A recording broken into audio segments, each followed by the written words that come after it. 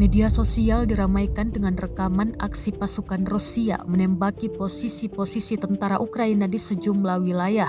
Rekamannya beredar di Telegram pada Selasa 18 April 2023. Dalam keterangan unggahan disebutkan militer Rusia makin ngegas dalam menyerang musuh.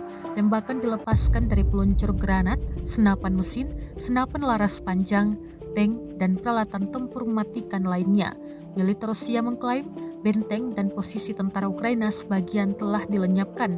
Namun, mereka mengakui turut mendapat serangan balasan dari tentara Ukraina. Di akhir video juga ditampilkan saat pasukan Putin tertembak di bagian lengan dan segera dievakuasi rekannya. Tak ada korban jiwa yang dilaporkan dalam pertempuran sengit kali ini.